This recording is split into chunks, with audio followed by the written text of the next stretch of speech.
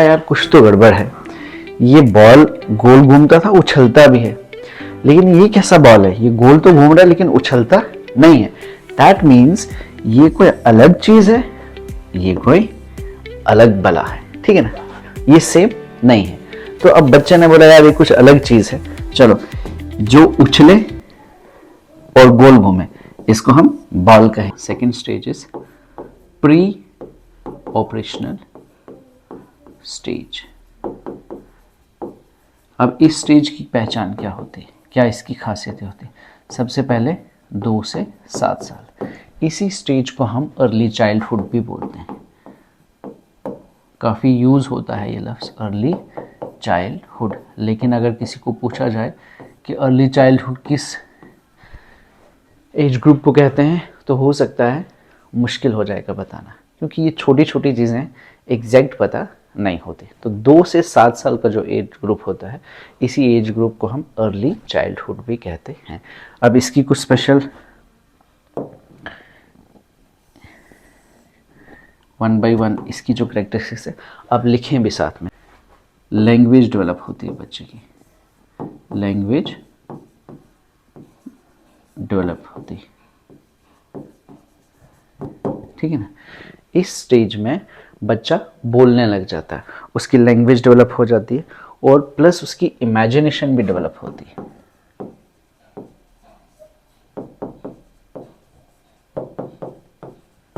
ठीक है, language develop plus imagination. आप देखते होंगे कि बच्चा जब खेल रहा होता है ना, वो कई बार बॉक्स है, कोई उसे डब्बा मिलेगा, सोप केस मिलेगा, ठीक है ना, उसको कार की तरह चलाएगा, है ना, ऐसे बू, कोई हेलीकॉप्टर में, तो मतलब इमेजिन करता है चीज़ों को। ये पेन को समझ लेगा, ये डंडा है, इससे किसी की पिटाई करनी शुरू करेगा, ठीक है ना। तो मतलब इस स्टेज में बच्चे की लैंग्वेज तो डेवलप होती है, साथ में वो उसकी इमेजिनेशन भी इस स्टेज में आके डेवलप होती है। दूसरी जो खासियत बच्चे के अंदर इसमें होती है, ईगोसेंट्रिज्म। ईगोसेंट्रिज्म क्या होता है कि वो दूसरे का पॉइंट ऑफ व्यू, दूसरे का पर्सपेक्टिव नहीं समझ पाता, उसे लगता है जो मैं देख रहा हूँ वही सही है।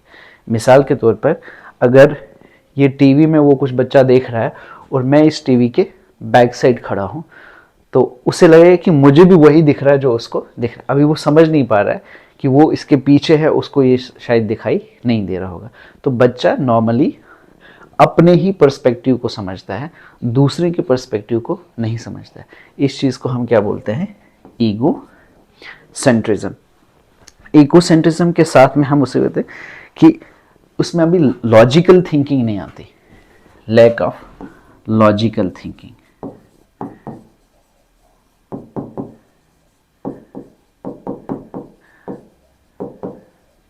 ठीक है ना, लैक ऑफ लॉजिकल थिंकिंग, ठीक है। बच्चे के अंदर लॉजिकल थिंकिंग नहीं है, मतलब वो किसी भी चीज़ को, फॉर एग्जांपल आप यहाँ से कहीं, यहाँ से उठ के किसी दूसरी सिटी में जा रहे हो, दूसरे शहर में जा रहे हो, तो उसको यहाँ भी चांद दिख रहा है रात को, वहाँ भी चांद दिख रहे, तो उसे ये पता नहीं कि चांद एक ही है, वो बोलेगा कि ये चांद मेरे पीछे यहीं आ गया, ठीक है ना। तो उसे आप समझाओगे कि चांद एक ही है, ये वहाँ से भी दिखता है, यहाँ से भी दिखता है, तो वो उस बात को समझने के लिए अभी तैयार नहीं है, क्योंकि उसके अंदर वो लॉजिकल थिंकिंग जो है वो नहीं है। उसके अंदर एनिमिज्म का एक कंसेप्ट डेवलप होता है, मतलब हर चीज़ को ना, हर चीज़ को समझो आप लिविंग क्रिएचर समझना, उसको हम एनिमिज्म बोलते हैं, है ना। मतलब ये पेन है, ठीक है ना, ये इसे भी लिविंग क्रिएचर समझेगा, ठीक है ना। आप देखते हो कि बच्चा कई बार किसी चीज़ के साथ ठोकर लगती है, हम अपने घरों में बच्चे को दीवार के साथ ठोकर लग गई तो बच्चा रोने लग जाता है, फिर हम उस दीवार को मारते हैं, देखो मैंने इसको भी मारा, बच्चा खुश हो जाता है, उसको लगता है कि नहीं इसको भी लग रही। तो ऐसा जैसा कंसेप्ट जो है एनिमिज्म वाला कंसेप्ट, बच्चा हर चीज़ को समझता है कि ये लिविंग क्रिएचर, हर चीज़ में जान है, तो ये इस स्टेज का बच्चा ऐसा होता है, ठीक है, एनिमिज्म कह सकते हैं। उसके बाद एक दूसरी चीज़ होती है, उसको हम बोलते हैं सेंट्रेशन। देखो ये वाले कंसेप्ट जो है ना, ये आपको याद रखने हैं, बस यही है टीईटी। इसमें आपको पूछने वाला ईगोसेंट्रिज्म क्या होता है, एनिमिज्म क्या होता है, सेंट्रेशन क्या होता है, किस एज में, किस एज ग्रुप के अंदर ये डेवलप होता है, ठीक है ना। तो इसमें एक सेंट्रेशन, सेंट्रेशन का मतलब होता है focus on one aspect only. बच्चा सिर्फ किसी चीज़ के एक ही पहलू को समझ पाता, उसका दूसरा पहलू नहीं समझ पाता। मिसाल के तौर पर अगर वो लेंथ को देख रहा है तो वो विड्थ को इग्नोर कर रहा है, विड्थ को देख रहा है तो लेंथ को इग्नोर कर रहा है, ठीक है ना। इसको हम इस तरह से समझने की कोशिश करेंगे। मान लो मतलब ये गिलास है, इस गिलास की विड्थ ज़्यादा है, ठीक है ना, इसमें भी पानी उतना ही है। इस गिलास को इसमें डालूं मैं, ये सारा पानी इसमें आ जाता है, ठीक है। जितना पानी ये है फिर उतना ही पानी। लेकिन फिर भी अगर मैं बच्चों को पूछता हूँ, इस एज के बच्चे को, कि ये बड़ा है कि ये बड़ा है, तो वो कहेगा ये बड़ा है, ठीक है ना। उसको लगता है इसमें ज़्यादा पानी, क्योंकि इसकी वो क्या देख रहा है, हाइट देख रहा है, विड्थ को इग्नोर कर रहा है। तो मतलब वो सिर्फ क्या कर रहा है, किसी हर चीज़ के किसी एक एस्पेक्ट पे ही फोकस कर पाता है, दूसरे एस्पेक्ट को नहीं फोकस कर पाता। तो इस किस्म की इस चीज़ को इस कंसेप्ट को क्या बोलते हैं, सेंट्रेशन। तो इस एज ग्रुप में बच्चे के अंदर ये सेंट्रेशन डेवलप होती है, वो at the same time multiple aspects को फोकस नहीं कर पाता है, इसको सेंट्रेशन बोलते हैं। उसके बाद बच्चे के अंदर इरिवर्सिबिलिटी होती है। ये मैं सारी चीज़ें इसलिए बोल रहा हूँ कि ये सारी चीज़ें इन्हीं चीज़ों में से चीज़ें पूछी जाती हैं, इसलिए ये सब चीज़ें आपको पता होना चाहिए। इरिवर्सिबिलिटी मतलब किसी चीज़ को, आपके हाथ में कोई चीज़ थी, कोई मान लो कोई क्ले की कोई चीज़ बनी हुई थी, आपने तोड़ दिया, तो उसको बच्चा रिवर्सिबल वापस नहीं सोच सकता कि ये कैसा था, ठीक है ना। या मैथ के कंसेप्ट में हम देखें, अगर हम जैसे हम बोलते हैं कि 3 + 5 8 होता है, तो 8 - 5 3 होता है। मतलब ऐसी जैसी चीज़ को हम बोलेंगे कि ये जो बच्चा इसको समझ पाएगा उसको हम रिवर्सिबल बोलेंगे। लेकिन इस स्टेज का बच्चा अभी ये चीज़ समझ नहीं पाता, तो इसलिए इसमें एक और चीज़ होती है जिसको हम बोलते हैं इरिवर्सिबिलिटी। तो ये कुछ प्रॉपर्टीज़ हैं जो प्री ऑपरेशनल स्टेज की है, जो आपको कोई और चारा नहीं है, आपको याद रखनी है कि इस स्टेज में लैंग्वेज डेवलप होती है, इमेजिनेशन डेवलप होती है। आपको पूछा जा सकता है कि कौन सी ऐसे जो जीन पियाजे ने जो स्टेजेस दी हैं उनमें से कौन सी स्टेज ऐसी है जिसमें एनिमिज्म डेवलप होता है बच्चे के अंदर, ठीक है ना। तो आपको ये वाला कंसेप्ट पता होना चाहिए कि प्री ऑपरेशनल स्टेज में बच्चे के अंदर एनिमिज्म का कंसेप्ट होता है, सेंट्रेशन कहाँ पे होता है, ठीक है ना, कहाँ पे इमेजिनेशन डेवलप होती है, ठीक है। तो ये these are the some characteristics of pre operational stage which you need to remember. Okay, ये आ गई आपकी दूसरी स्टेज। इसके अलावा इसमें एक और चीज़ है जिसको हम कहते हैं ट्रांसडिक्टिव रीजनिंग, वो भी आपको याद रख लेनी चाहिए, ठीक है ना। कहाँ लिखूं, यहां लिख लेता हूं एक, ट्रांसडक्टिव रीजनिंग, ये भी एक चीज़ है, क्योंकि मैं किसी भी टर्म को छोड़ नहीं रहा हूं ताकि आपको पता हो, क्योंकि कहीं ये सब छोड़ के यही ना पूछी जाए तो आप बोलें कि हमने पढ़ा तो था लेकिन ये कुछ नई चीज़ है। इसलिए जितनी जितनी चीज़ें हैं, जितने ज़्यादा टर्म्स हैं वो क्लियर हो जाएंगे, हमारे कंसेप्ट्स क्लियर होंगे, हम इजीली पेपर को क्रैक कर सकते हैं। ट्रांसडिक्टिव रीजनिंग, ट्रांसडिक्टिव रीजनिंग क्या होता है, बच्चा दो अनरिलेटेड चीज़ों को आपस में जोड़ता है, मतलब दो ऐसे इंसिडेंट्स को जोड़ेगा जिनका कोई आपस में रिश्ता ही नहीं है, ठीक है ना। बच्चा ऐसा बोलेगा मैं शरारतें कर रहा था इसलिए बारिश हो रही, जबकि शरारतों का बारिश के साथ कोई लिंक ही नहीं, ठीक है ना। तो ऐसी ऐसी इसको रीजनिंग, मतलब बच्चा खुद से रीजनिंग देता है, ठीक है ना। ऐसे ही मैं मतलब शरारत कर रहा था इसलिए बारिश हुई, ठीक है। अब इनका कोई लिंक नहीं है लेकिन बच्चा खुद से रीजनिंग दे रहा है, तो ऐसी जैसी रीजनिंग को हम बोलेंगे ट्रांसडिक्टिव रीजनिंग। ऐसा भी बच्चा इसी एज में करता है, ठीक है ना। तो ये आ गया आपका सेकंड। अब जो तीसरा है, तीसरी स्टेज है जिसको आप बोलते हो कॉन्क्रीट ऑपरेशनल स्टेज। ये स्टेज कहाँ से कहाँ तक, 7 से 11 साल तक ये स्टेज। अब बच्चे के अंदर लॉजिकल रीजनिंग जो है वो डेवलप होनी शुरू हो जाती है, ठीक है। इस स्टेज में आकर बच्चे के अंदर लॉजिकल रीजनिंग जो है वो भी कंक्रीट लॉजिकल वो शुरू हो जाती है, ठीक है ना। बच्चे के अंदर कंजर्वेशन का कंसेप्ट आ जाता है। कंजर्वेशन का कंसेप्ट वही हमने पीछे जो लास्ट स्टेज में पानी का मैंने मिसाल दिया था कि पानी, उतना ही पानी हमने दूसरे गिलास में डाला था लेकिन उसकी शेप बदल गई थी। तो बच्चे को कंजर्वेशन का कंसेप्ट नहीं था कि पानी जितना यहाँ है वही पानी तो वहाँ भी है तो बराबर। लेकिन अभी जाके बच्चे को अगर हम उतना ही पानी दूसरे गिलास में डालेंगे तो वो बोलेगा नहीं, पानी कम या ज़्यादा किसी ने, जितना यहाँ पानी था उतना ही पानी उसमें भी है, ठीक है ना। तो मतलब कंजर्वेशन का जो है वो कंसेप्ट डेवलप हो जाता है। तो यहाँ पे पिछले में सेंट्रेशन था, यहाँ पे डिसेंट्रेशन हो जाती है। Decentration means focus on multiple aspects. Centration होता था कि वो एक ही एस्पेक्ट, एक ही पहलू पे फोकस कर पाता था, अभी वो at a time multiple aspects पे फोकस कर सकता है, उसको डिसेंट्रेशन बोलेंगे। पीछे उसके अंदर इरिवर्सिबिलिटी थी, अब बच्चे के अंदर रिवर्सिबिलिटी डेवलप हो जाती है। अब इनको मैं दोबारा एक्सप्लेन नहीं करूँगा क्योंकि आप समझ गए। डिसेंट्रेशन और डिसेंट्रेशन, इरिवर्सिबिलिटी और रिवर्सिबिलिटी, ठीक है ना। इसके साथ साथ में बच्चे के अंदर अभी क्लासिफिकेशन का कंसेप्ट आ जाता है। बच्चा चीज़ों को क्लासिफाई कर पाता है, क्लासिफिकेशन, ठीक है, जैसे ग्रुपिंग वगैरह कर सकता है, ठीक है। ग्रुपिंग होती है ना, जैसे वो अलग अलग करेक्टरिस्टिक्स के बेसिस पे चीज़ों को अलग अलग, जैसे अगर आपके किचन में बहुत सारी चीज़ें हैं तो वो समझेगा कि ये बनाना है, ठीक है ना, ये एप्पल है, ये ऑरेंज है, वो कहेगा कि ये फ्रूट्स हैं, उनको अलग कर सकता है। उसके बाद अनियन देखेगा, टोमेटो देखेगा, कोई और सब्ज़ी देखेगा तो उसे कहेगा कि ये वेजिटेबल्स हैं। तो बच्चा क्लासिफाई कर सकता है और ग्रुप्स बना सकता है चीज़ों का, अभी उसके अंदर ये चीज़ें डेवलप हो जाती हैं। तो ये भी इम्पॉर्टेंट है कि किस स्टेज के अंदर बच्चे के अंदर क्लासिफिकेशन की जो कॉम्पिटेंसी है वो डेवलप होती है, तो वो किस स्टेज में, कॉन्क्रीट ऑपरेशनल स्टेज में। इसके बाद हम कह सकते हैं सीरिएशन। सीरिएशन क्या होता है? It's a kind of order.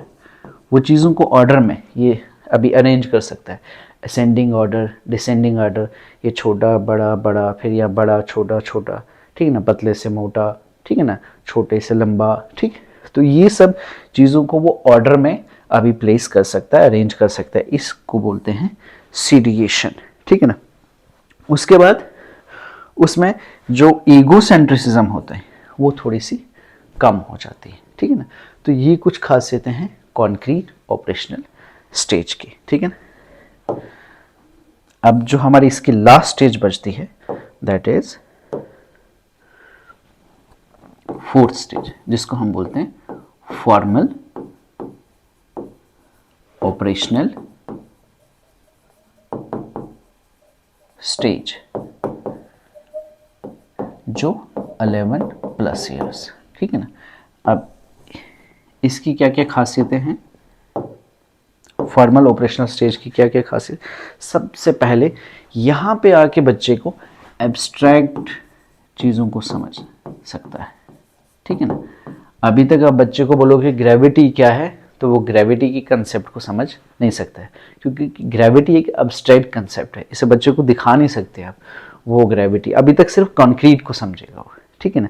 अब वो एब्स्ट्रैक्ट चीज़, उसे प्यार मोहब्बत की बात करो कि प्यार क्या चीज़ है, अब वो समझेगा प्यार, अभी तक उसे इस चीज़ का कुछ पता नहीं था। तो फॉर्मल ऑपरेशनल स्टेज मीन्स 11+ जब बच्चा होता है तब वो एब्स्ट्रैक्ट कंसेप्ट को समझ सकता है, उसकी एब्स्ट्रैक्ट थिंकिंग डेवलप होती है। यहाँ पे आके वो ग्रेविटी जैसी चीज़ों को समझ सकता है, लव जैसी चीज़ों को समझ सकता है, वैल्यूज़ क्या होते हैं उनको समझ सकता है, ठीक है ना। ये चीज़ hypothetical deductive learning.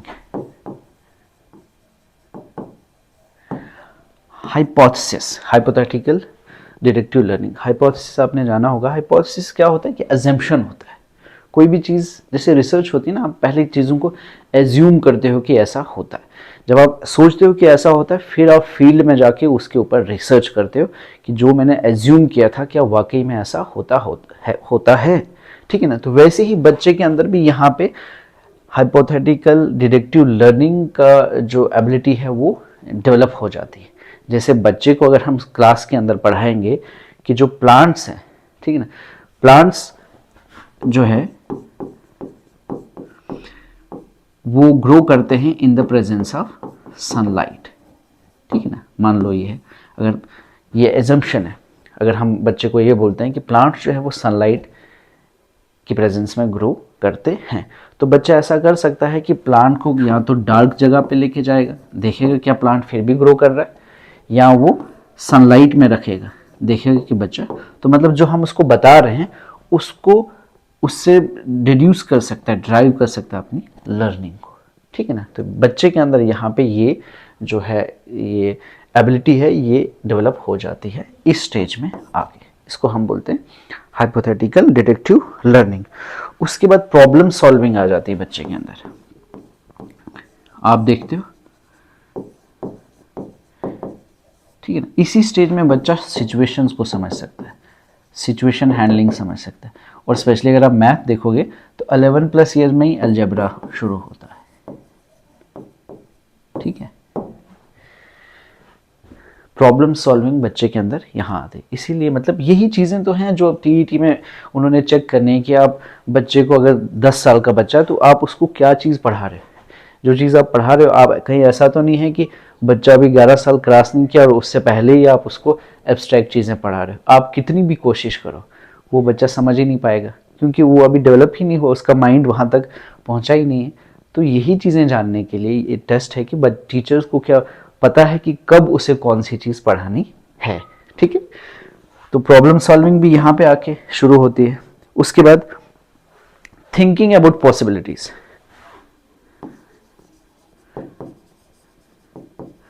Thinking about possibilities, बच्चा यहाँ पे सोचने शुरू हो जाता है, फ्यूचर के बारे में सोचना शुरू हो जाता है। बच्चे को आप पूछ सकते हो कि अगर पानी ख़त्म हो जाएगा तो कल को क्या होगा, बच्चा सोच सकता है कि सर, और वो आंसर कर पाएगा कि सर ऐसा हो सकता है। बच्चे को हम बोल सकते हैं कि अगर हम यहाँ से प्लैनेट मार्स पे शिफ्ट हो जाएंगे तो क्या हो सकता है, ठीक है ना। तो क्या पॉसिबल है कि नहीं, बच्चा पॉसिबिलिटीज़ को थिंक कर सकता है, फ्यूचर को सोच सकता है, इमेजिन कर सकता है। ये चीज़ भी यहाँ आके बच्चे के अंदर डेवलप होती है। और एक और चीज़ जो डेवलप होती है उसको बोलते हैं हिपोक्रेसी। बच्चे के अंदर ना थोड़ी सी फेकनेस आती है इस स्टेज में, जब 11 साल एडोलेसेंट की एज होती है, 12 साल का बच्चा हो जाता है, तो उसे कुछ कुछ चीज़ें दिखानी पड़ती हैं नेचर में, ठीक है ना। ये एक मतलब अपोजिट सेक्स को अट्रैक्ट करने के लिए उसके अंदर कुछ चेंजेस होती है, उसे अट्रैक्ट करना होता है, ठीक है ना। तो वो एक अलग से चीज़ है। तो इसमें हिपोक्रेसी, फेकनेस, लड़कियां आप इस स्टेज के बाद अक्सर देखोगे मेकअप वेकअप थोड़ा सा बनाव सिंगार की तरफ उनका थोड़ा रुझान बढ़ जाता है। लड़के भी अब खुद को देखने लग जाते हैं, आईने शीशे का थोड़ा सा ज़्यादा इस्तेमाल होता है। तो कई बार फेकनेस, ठीक है ना, जो चीज़ें नहीं भी होती वो भी, छोटी चीज़ों को भी बड़ा बढ़ा चढ़ा के बोलना, तो इट्स क्वाइट नेचुरल होता है ये। तो ये इस स्टेज की कुछ कैरेक्टरिस्टिक्स है that you need to keep in mind, और इसे आपको लिख के भी रखना है और साथ साथ में। इसीलिए मैं सिर्फ बता नहीं रहा हूँ, मैं कोशिश कर रहा हूँ कि जो जो हो सके मैं यहाँ पे थोड़ा सा लिख लूँ, ताकि आप भी साथ साथ में नोट्स बनाते रहें। तो ये था जीन पियाजे का, ठीक है ना, बड़ा इंपॉर्टेंट साइकोलॉजिस्ट है, इसको लेके बहुत सारे क्वेश्चंस आते हैं। बड़ी इंपॉर्टेंट थ्योरी है ये, cognitive development theory with related to growth and development of the child. तो आई थिंक आज के इस वीडियो के लिए ये काफ़ी है। थैंक यू सो मच मेरे साथ बने रहने के लिए। मिलते हैं अगले वीडियो में।